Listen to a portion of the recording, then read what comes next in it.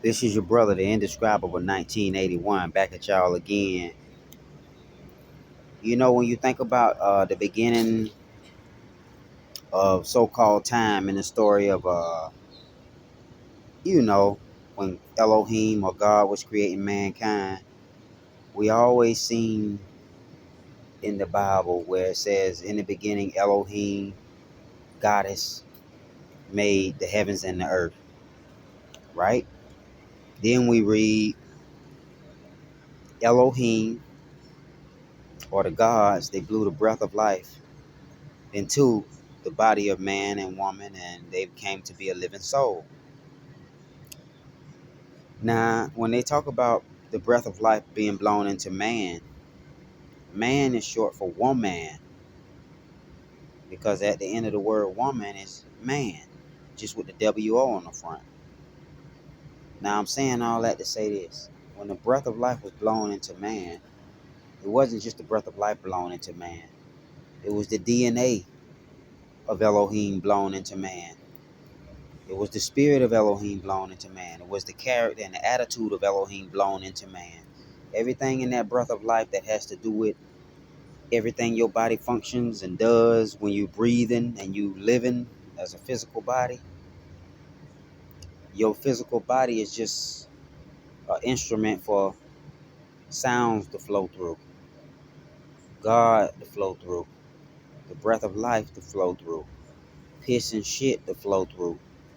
Your body is a vessel for all elements to flow through, mainly in liquid form. You know what I'm saying? So I'm making this video to make a point that we all came in this world through someone we know as our mother, right? Sperm comes through men. It flows in and out of us, right? I mean, it flows in through us through food, and then it reproduces sperm and it flows out whenever we ejaculate. You know what I'm saying? Ovaries and eggs and all of that flows in and out of the woman. She eats food, the eggs are reproduced. If she don't have a child during that time, then she have a period, which is the eggs that's coming out through the blood.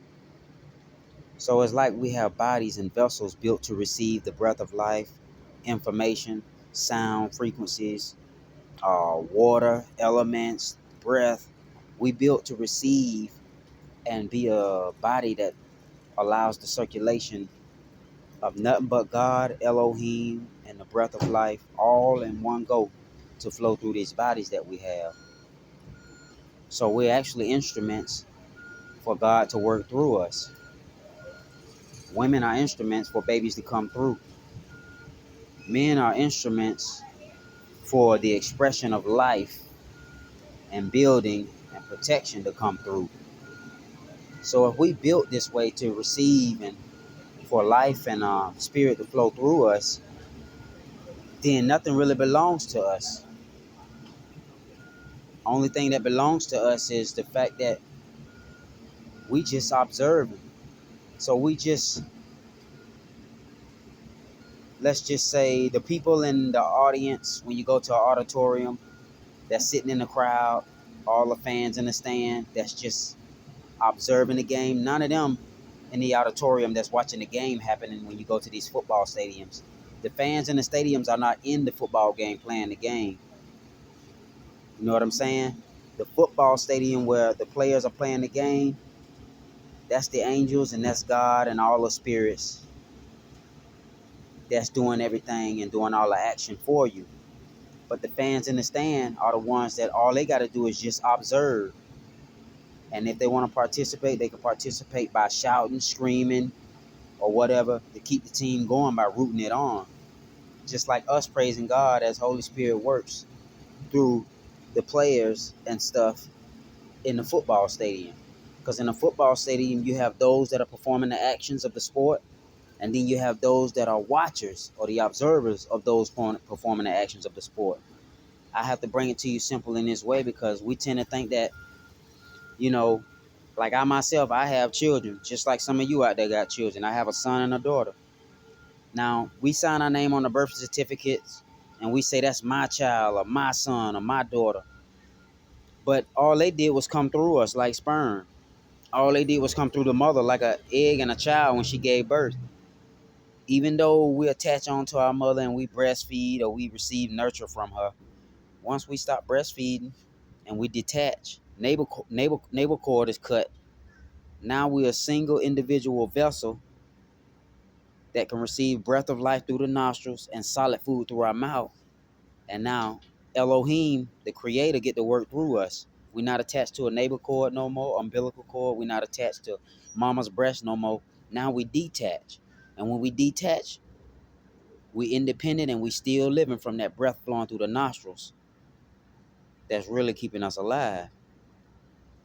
So we always get lost in the sauce. I'm using myself as an example. We always get lost in the sauce and say, that's my child, or that's my daughter, that's my son, based on birth certificate. But they just a child of the creator that just came through you. They not really yours. They came through you. You was there to nurture, to guide, and to help out. So they come from being your son, your child, to your spiritual brother. Come from being your daughter to, your spiritual sister. Most people get it twisted, and the sick minded people be like looking at their own child like incest. You're not my daughter no more. You grown. Nah, that's sick shit. That's sick shit. See, because it's still a relationship there. But the whole point is, you're not gonna screw your daughter, and you're not gonna screw your sister, because based on DNA wise, that's your child. But most people say, this my child, this my husband, this my wife, because a marriage license or a birth certificate say so. We don't own them. These are just paperwork to show us that it's a form of ownership, which is really an illusion. You know what I'm saying? This is why they say when you have a son or a daughter and they come here with an old soul or a powerful soul, usually their parents are not in their life for a long time. Like I know my son, he's 15. He's a powerful soul that came here. Very intelligent. Wasn't even breastfed. Neither was my daughter. She got a 5.4 GPA in school. A good child. Never peed the bed. You know what I mean? I have two good children people would love to babysit when they were younger. But I realized I'm not able to be around my daughter even though she goes to school and she walk or whatever. But I got her cell phone and she able to be in my life. I'm still in her life due to some circumstances while I'm homeless right now. My son and my daughter are both with both of their biological grandmothers. My son is with his mother's mother, and then my daughter's with my mother. But they powerful souls. They all intelligent. They make friends easy.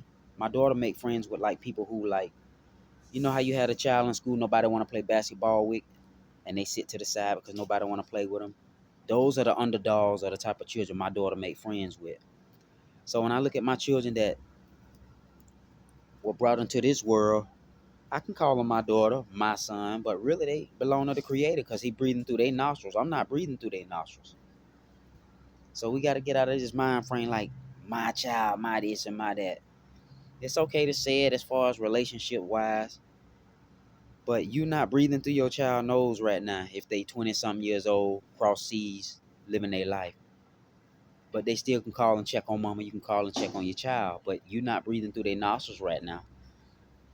The Most High breathing through their nostrils. They being fed by the Most High and kept alive. So stop saying my child or my son. It ain't no ownership. Even birds kick their children out the nest. I see cats when they get pregnant with another litter, they kick the old kittens away. You eventually got to detach. You ain't dead because you done left mama nest. Now you your own responsible being. So I'll get back at y'all with another video later today. Go get me some mangoes and sit at the park. Go chill with one of the old men that one of my good friends. I love y'all. Y'all be easy. Stay hydrated. And when you out here in the hot sun and you ain't got no choice, just pace yourself and you can feel your body temperature and you will never overheat or catch a stroke. I'm a living example of being in the sun 7 or 8 hours with a warm bottle of water taking sips. Never had a heat stroke. Ain't been to the doctor in 16 years. I'm living proof. Okay? I love y'all. Y'all take care of yourself and value yourself. Because you can't help nobody if you drowning and try to save somebody else from drowning. All right? This wisdom that I've learned from my elders and also that I'm also living right now. Y'all be easy.